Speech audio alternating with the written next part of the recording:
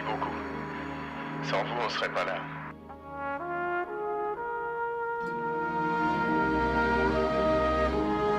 Parlez pour le lancement et décollage. Lancement et décollage. Le bras se replie. La tour est dégagée. Roger, tour dégagée. Houston, point de contrôle.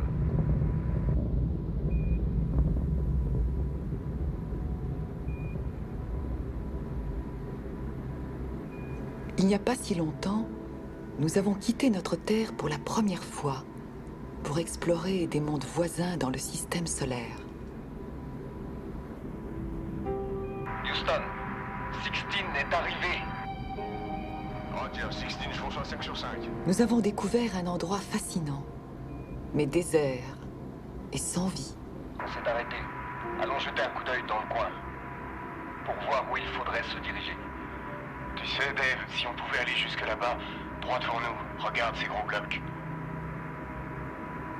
Toi, descends la pente, oui, à 12 heures. Un spectacle tranchait sur tous les autres. Quand nous avons regardé de l'autre côté de l'horizon lunaire, nous avons vu la Terre, notre berceau. Une minuscule oasis nous faire signe à des milliers de kilomètres de vide interplanétaire. Je vais vous dire, elle est merveilleuse quand on s'éloigne, mais elle sera encore plus belle au retour.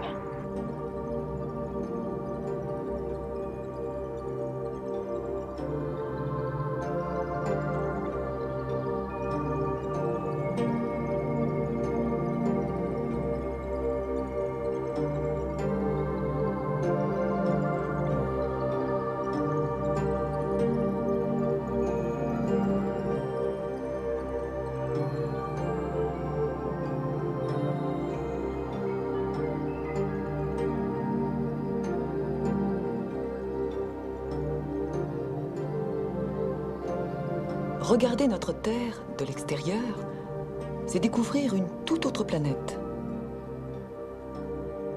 Nous distinguons des contours comme ceux de la Floride et des Bahamas.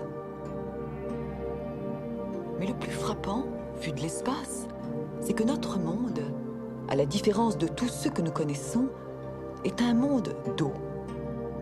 2/3 en sont couverts par les océans, étincelants de bleu et de bleu turquoise, à travers le filigrane délicat des nuages.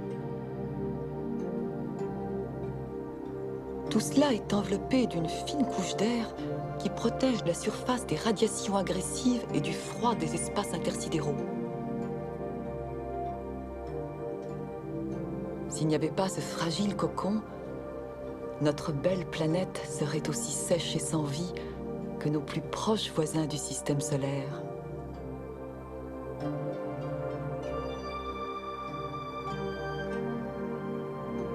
Mars n'a qu'une atmosphère raréfiée. Elle est prise dans une ère glaciaire permanente. Vénus, sous une atmosphère très dense, est plus brûlante qu'un four. Rien ne pourrait y vivre. Pour autant qu'on le sache, seule la Terre permet la vie. Pour en savoir plus sur l'environnement unique qui rend la vie possible ici sur Terre, nous allons maintenant dans l'espace, à bord de différents véhicules. Nous appelons ceci « Mission vers la planète Terre ».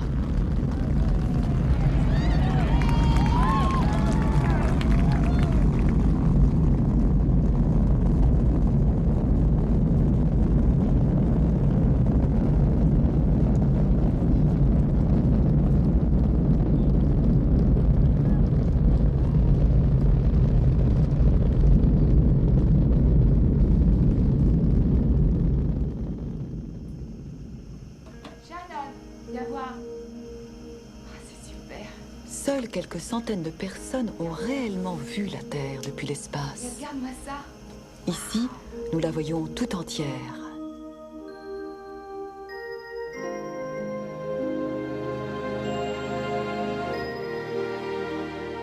Flottant sous nous, le Sri Lanka et l'Inde.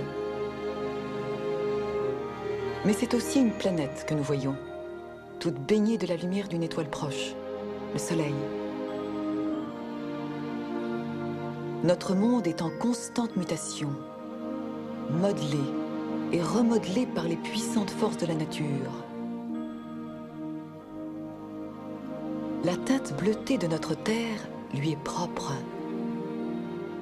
Les vieux océans sont nés de vapeurs qu'expulsaient du centre de la Terre les volcans en éruption.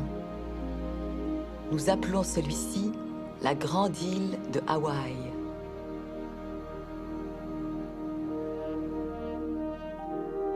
Maintenant apparaissent des continents entiers. L'Europe est sur la gauche. S'étirant au-delà de Gibraltar jusqu'à l'horizon, la mer Méditerranée. À droite, l'Afrique.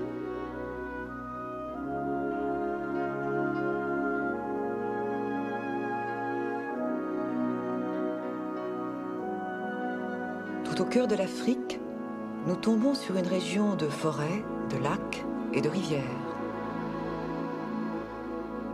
Nous traversons le lac Victoria et la vaste plaine du Serengeti.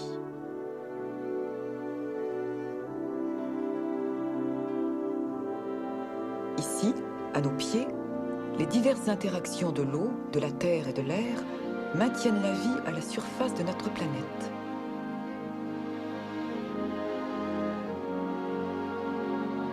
Pour observer de plus près cet environnement complexe, approchons-nous de la surface de l'étrange lac rouge au-dessous de nous.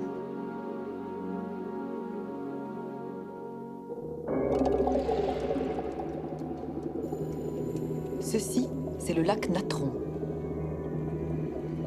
On a peine à croire qu'une quelconque forme de vie puisse y exister. En fait, cette couleur rougeoyante, c'est la vie elle-même. Les eaux foisonnent d'algues rouges qui se nourrissent de la soude blanche rejetée par les volcans voisins. Les cendres, crachées par ces volcans depuis des millions d'années, ont nourri les immenses prairies du Serengeti, où s'est développé un prodigieux éventail d'espèces.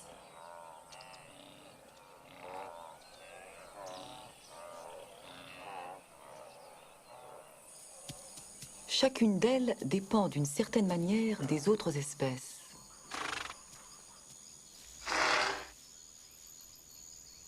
Chaque chaînon entre l'animal et la plante renforce le maillage du tissu très riche de la vie sur Terre.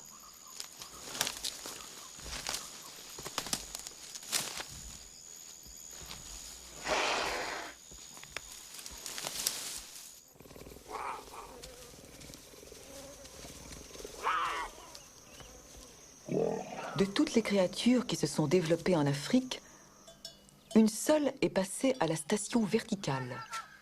Une seule a élaboré des outils et une langue.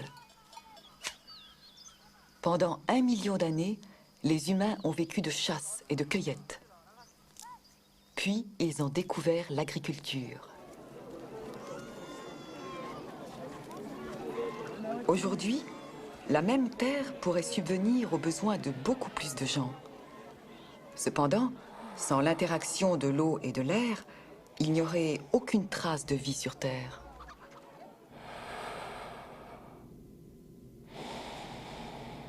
À 320 km au-dessus de la Terre, il n'y a pas d'air. Cet astronaute doit porter une combinaison spatiale. Elle lui fournit l'oxygène dont il a besoin, et elle isole son corps de la chaleur et du froid extrême.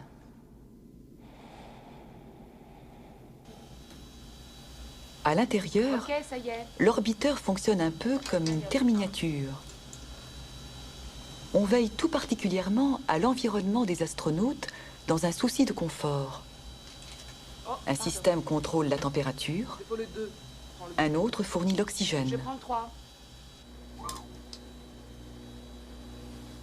Sur Terre, les forêts et les océans absorbent le gaz carbonique que nous rejetons. Dans l'espace, l'équipage utilise des récipients spéciaux pour purifier l'air. Pour un bref laps de temps, ce système artificiel fournit aux astronautes ce que la Terre nous apporte depuis toujours. Les systèmes naturels recyclent lentement l'air, l'eau et même les roches.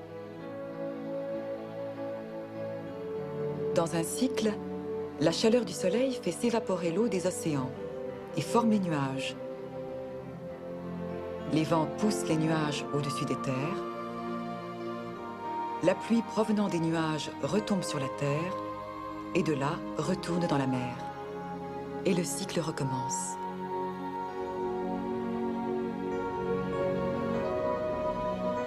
La chaleur stockée dans les nuages peut donc faire des cumulus d'altitude, générateurs d'orages. À l'intérieur des nuages s'amassent de puissantes charges électriques.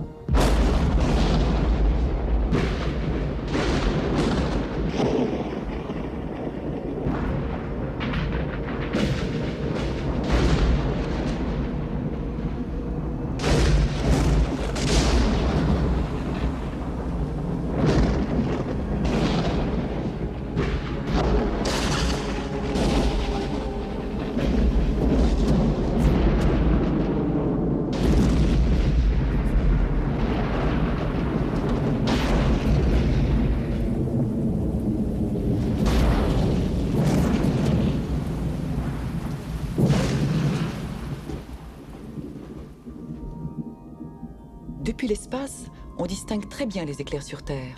Charlie Bolden, astronaute. Sans doute un des spectacles que je préfère, c'est la nuit. Regarder un éclair sur la Terre quand il saute du sommet d'un nuage à un autre, sur des centaines de kilomètres.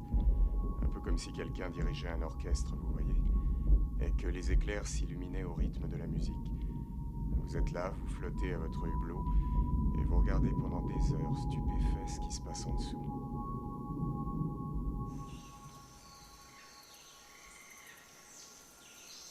Dans les régions où il pleut beaucoup, la vie jaillit de partout, luxuriante. Les plantes produisent de l'oxygène que nous et les autres animaux nous respirons. De l'espace, on voit très facilement la vie sur Terre. Le Costa Rica et le Panama sont verdoyants de vie.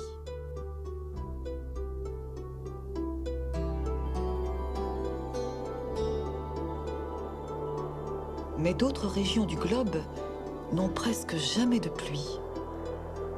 En Namibie, seul le vent a modelé la surface du désert, balayant le sable desséché et l'accumulant en dunes de près de 300 mètres de haut.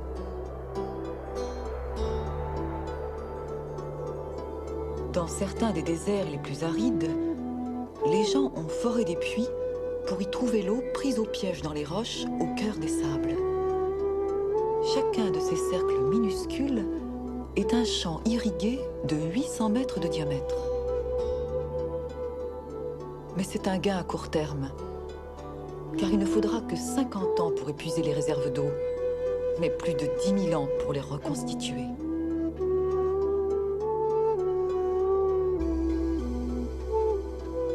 Dans certaines régions, comme le Sahara, la densité des pluies peut présenter d'énormes variations à l'échelle d'une génération. Quand nous nous sommes mis à observer le lac Tchad depuis l'espace, nous avons vu qu'il rétrécissait. Puis rapidement, une période de sécheresse apporta la famine aux populations locales. Nous ignorons la raison de ces changements locaux. Mais en revanche, nous savons que le climat de la Terre, dans son ensemble, s'est modifié sur de bien plus longues périodes. Depuis 1 million d'années, de grandes nappes de glace ont avancé et reculé à différentes reprises, ensevelissant le nord de l'Europe et une grande partie de l'Amérique du Nord.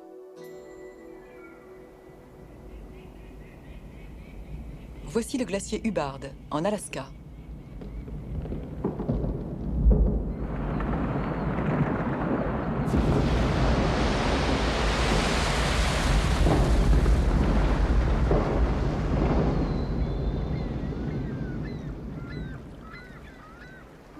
Au plus profond de ces murailles de glace est inscrite toute l'histoire des changements de nos climats depuis des milliers d'années.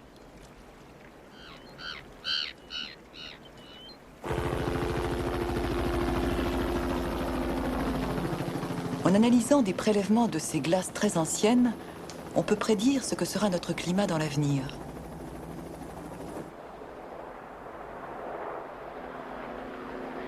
Dans 10 000 ans, les sites de Montréal de Détroit et de Copenhague seront peut-être à nouveau enfouis sous des kilomètres de glace.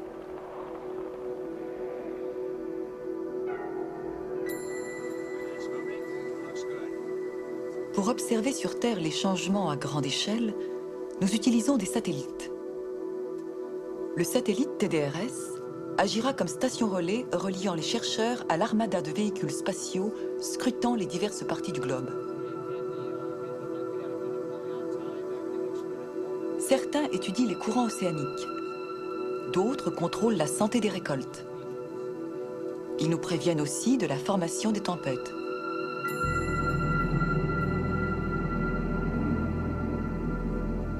De toutes les tempêtes, les plus dangereuses et les plus imprévisibles sont les ouragans. Sans l'aide des satellites, nous ne pourrions pas nous préparer à leurs assauts.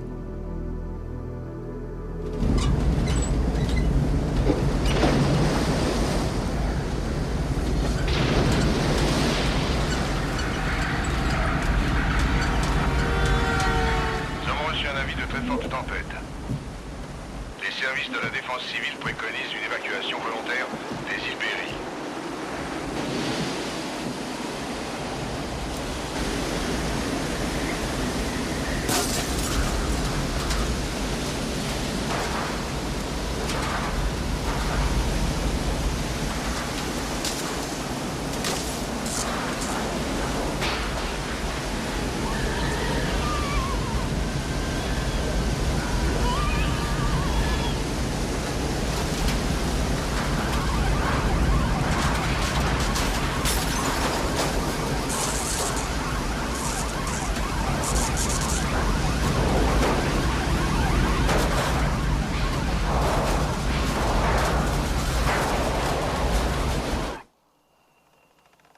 L'ouragan Hugo, après avoir ravagé Porto Rico, s'est abattu en trombe sur la Caroline du Sud. Ce qui était autrefois une forêt de parc national n'est plus qu'un amas de petits bois. Et de ce qui fut une maison, ne subsistent plus que les marches du perron.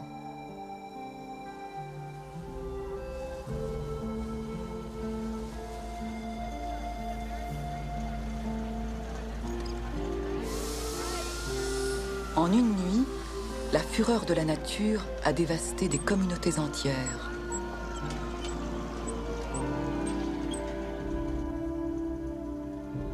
Mais ensuite, aussi vite qu'elle a frappé, la tempête s'évanouit et le littoral oriental retrouve son calme une fois de plus. D'autres catastrophes naturelles affectent notre planète. Et elles sont beaucoup plus violentes que n'importe quelle tempête.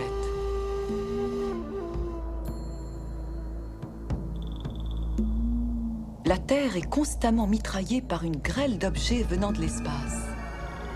La plupart sont minuscules et se désagrègent dans l'atmosphère. Mais de temps en temps, un gros corps céleste parvient jusqu'à nous. Il y a 30 000 ans environ, un fragment d'astéroïde, pesant peut-être 300 000 tonnes, percuta l'Arizona. Son explosion y creusa un cratère de près de 180 mètres de profondeur. Et encore, ce n'était qu'une petite collision.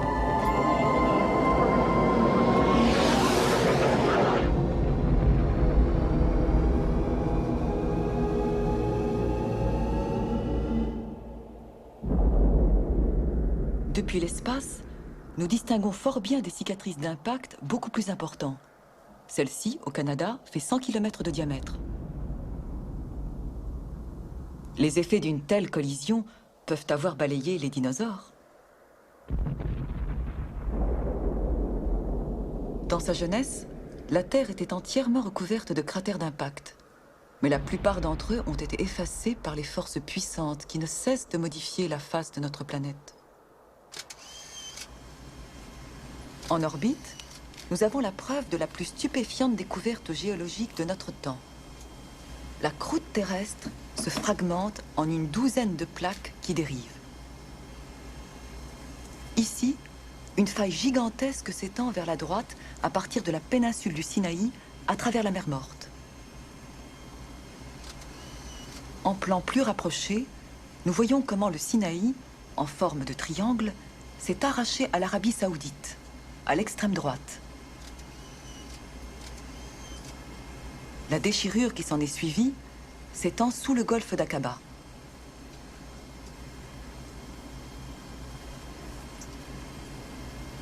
La plupart de ces fissures se trouvent au fond de la mer. Hé, François!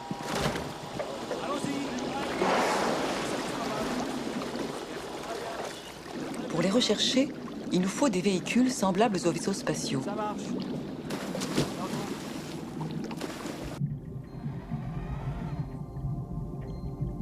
Nous voici en voyage à 3,5 km de profondeur, au cœur même d'une fosse océanique. Nous allons pénétrer dans un monde qui n'a jamais vu la lumière du soleil. Et pourtant, le fond de l'océan pullule de créatures exotiques.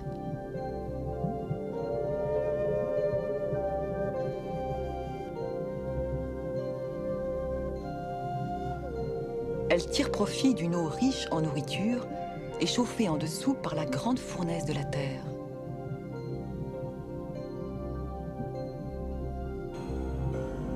Ici, à mi-océan, à la frontière entre deux plaques, les roches fondues s'épandent vers l'extérieur.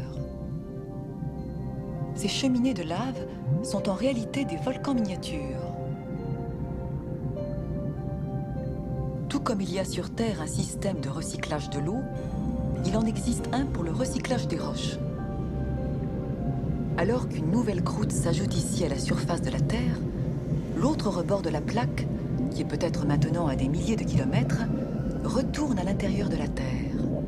Sa fusion engendre des éruptions volcaniques.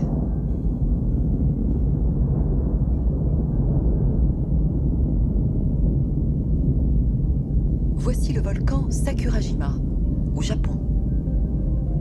On en voit très bien la fumée depuis l'espace.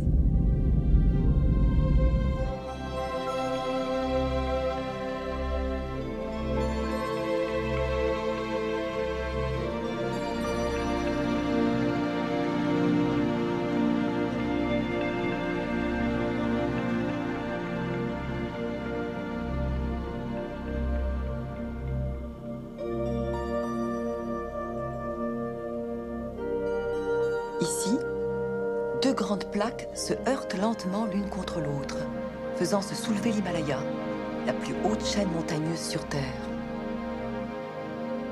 À partir du point que nous survolons, les pics encapuchonnés de neige s'étirent sur plus de 1600 km jusqu'à l'horizon à notre gauche.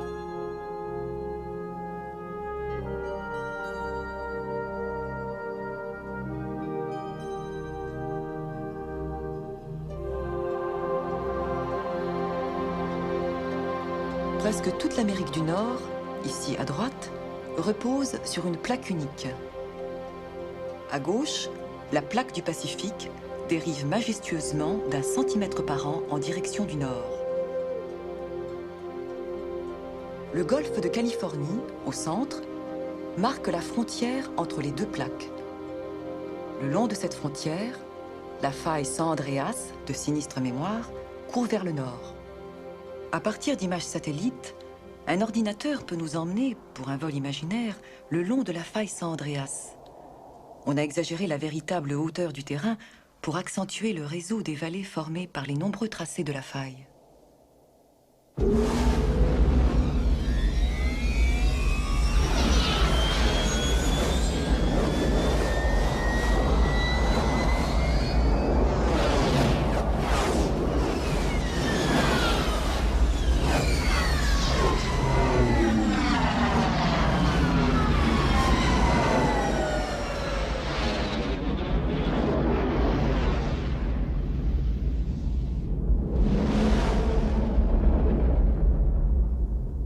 Alors que les deux plaques glissent l'une devant l'autre, elles se livrent à un corps à corps en certains points.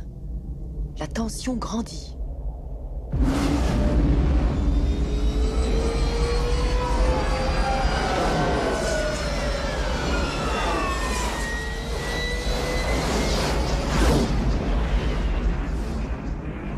Près de San Francisco, la tension atteint le point de rupture. Il faut que ça lâche quelque part. Et quand c'est le cas, nous sommes secoués par un tremblement de terre. Amplifié par l'ordinateur, tout d'abord une onde violente voyageant à la vitesse de 16 000 km à l'heure s'éloigne de l'épicentre. Puis vient toute une série d'ondes houleuses. Ce sont ces dernières qui causent le plus de dégâts.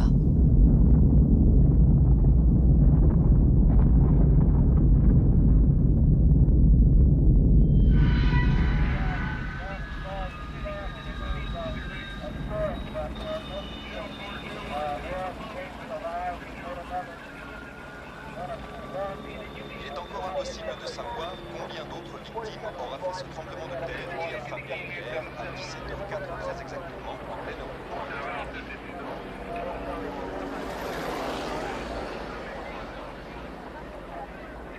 Les secours se sont très rapidement organisés à l'initiative de toutes sortes de gens. Des policiers, des pompiers, les habitants du voisinage qui ont risqué leur vie pour sauver des inconnus. Certains immeubles, bien qu'encore debout, ont dû être démolis.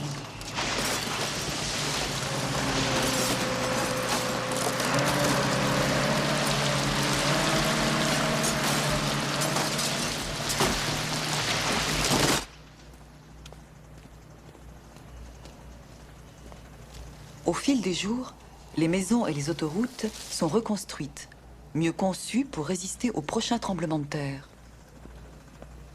L'homme sera toujours soumis aux puissants caprices de la nature.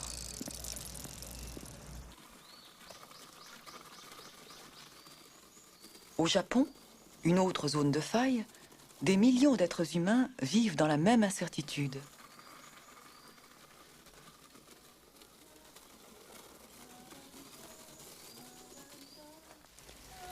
Un jour, c'est quasiment certain, nous apprendrons à prévoir les tremblements de terre. Mais entre-temps, nous essayons de vivre en harmonie avec notre planète, parfois turbulente. Après chaque assaut, nous ramassons les morceaux et nous continuons. C'est d'accord.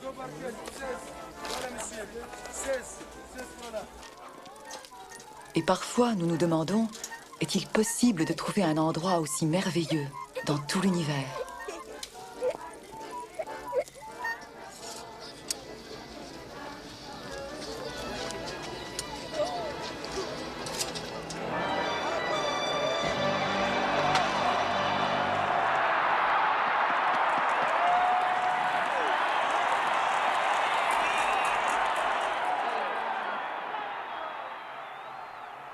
Mais désormais, une nouvelle force, aussi menaçante que toutes celles de la nature, commence à changer la Terre.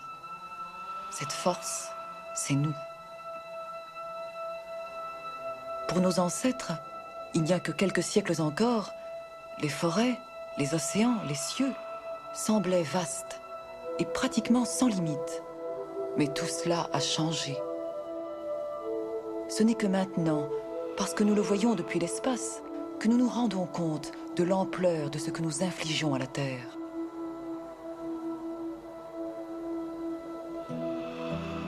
Comme les pionniers défrichèrent pour créer les grandes fermes du Midwest américain, de plus en plus de terres de valeur sont rongées par le Mississippi.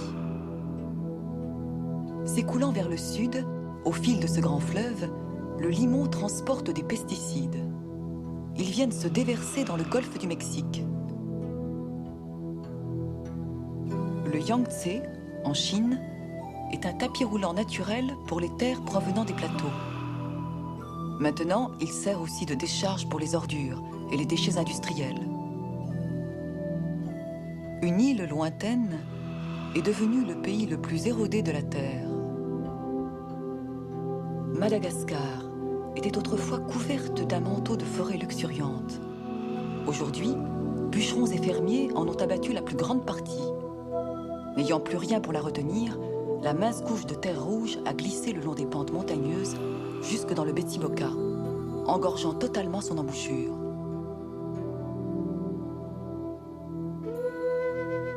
Au large des côtes de l'Amérique du Sud, l'océan Atlantique est inondé de sédiments bruns, déversés par l'Orénoque et l'Amazone.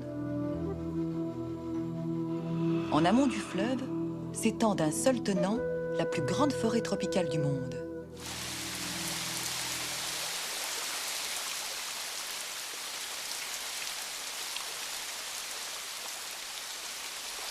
C'est le berceau d'à peu près la moitié de toutes les espèces qui se trouvent sur Terre. Elles sont protégées du soleil et du vent par son grand baldaquin d'humidité. L'homme est dépendant de la forêt tropicale pour sa nourriture et pour les composantes médicinales rares que ces plantes recèlent.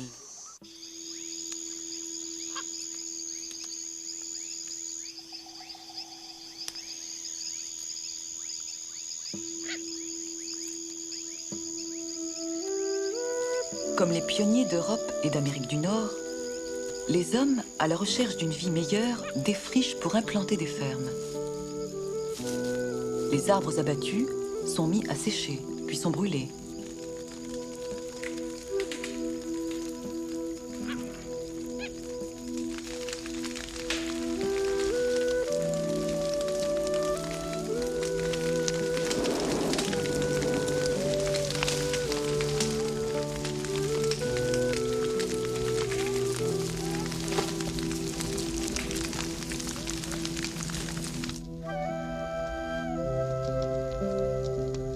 Presque un demi-hectare de forêt vierge tropicale est détruit à chaque seconde.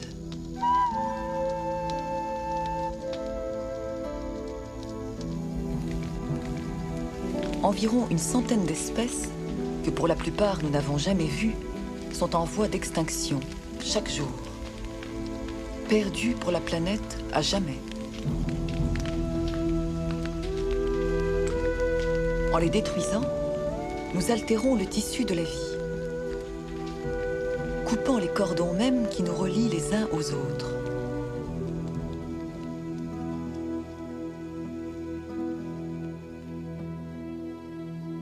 Il n'y a que depuis l'espace que l'on peut voir l'immensité de ce qui brûle.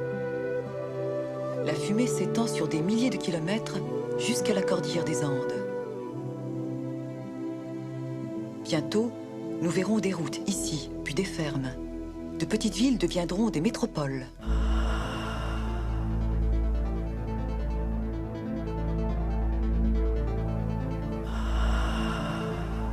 « 8 millions de personnes vivent ici, à Los Angeles. 6 millions de véhicules et des milliers d'usines rejettent des produits chimiques dans l'atmosphère. Ici le district de la qualité de l'air pour la côte ouest, avec une mise à jour de la qualité de l'air pour Los Angeles et ses environs. Nous conseillons aux personnes présentant des troubles cardiaques ou respiratoires de réduire leur activité physique. Le smog s'infiltre dans l'air que nous respirons. Non seulement nous polluons notre air, mais il se peut aussi que nous altérions notre climat.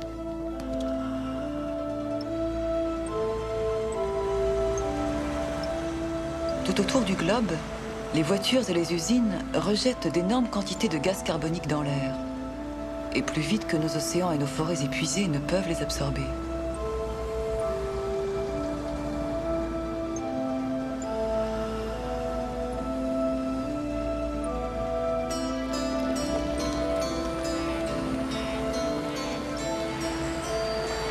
La population de la Terre s'accroît d'environ 100 millions d'individus par an. Nous consommons assez d'énergie pour être visibles depuis l'espace. Nous sommes aujourd'hui plus de 5 milliards disséminés aux 4 coins de la Terre. Sur cette image, transmise par satellite, nous voyons les continents bordés par les grandes villes côtières. En Amérique du Nord,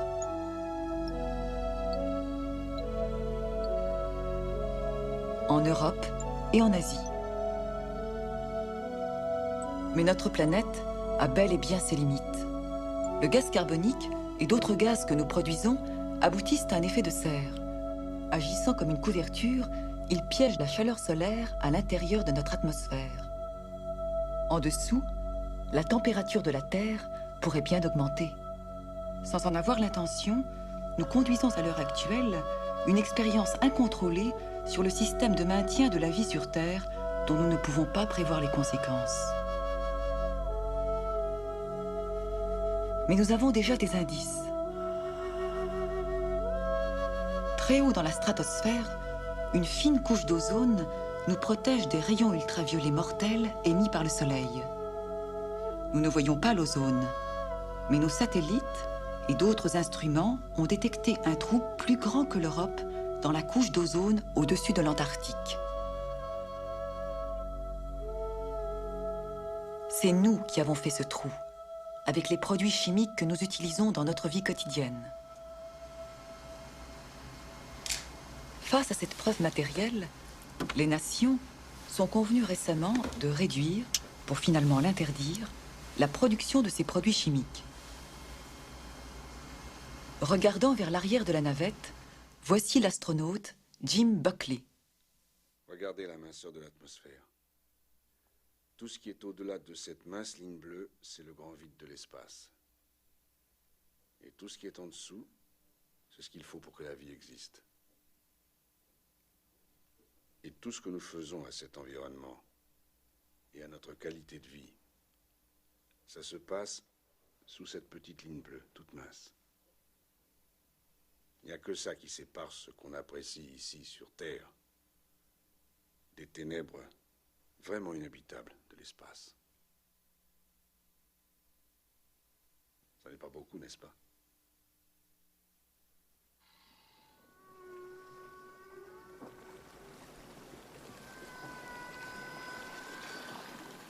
Notre monde est un monde extraordinaire, où des millions d'espèces coexistent, chacune d'elles étant partie intégrante du tissu de notre planète.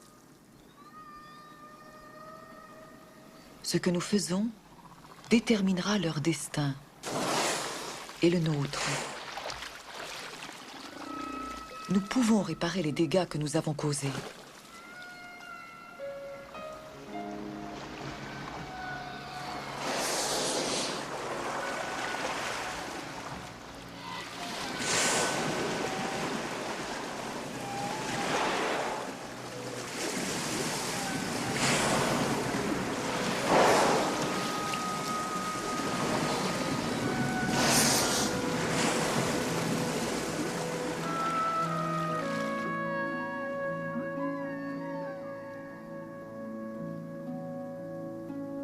La terre dont nous avons hérité peut redevenir un jardin, merveilleux et luxuriant. Tout ce qui est nécessaire à la vie est ici-bas. Ce chatoiement bleu, c'est notre havre dans le vaste océan noir de l'espace.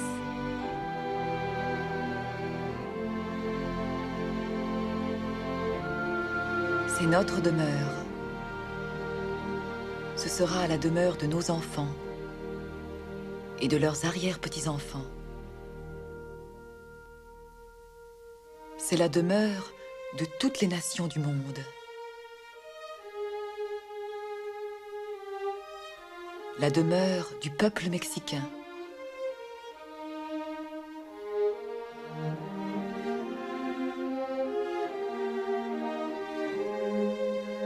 La demeure du peuple grec et du peuple turc.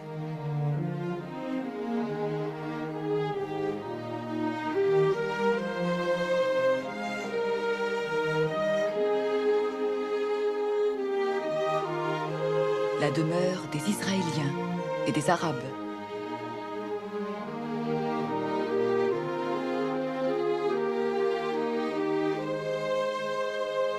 C'est la demeure des Vietnamiens.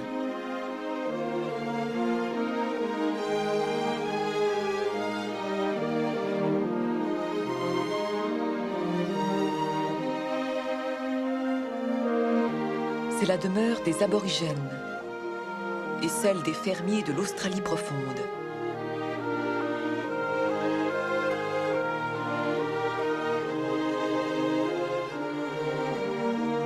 C'est la demeure du peuple du Japon.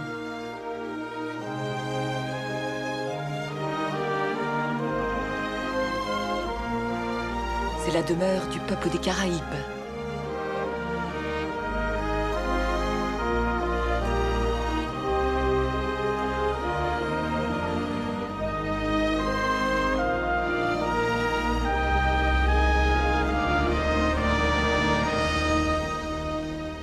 C'est notre demeure à tous.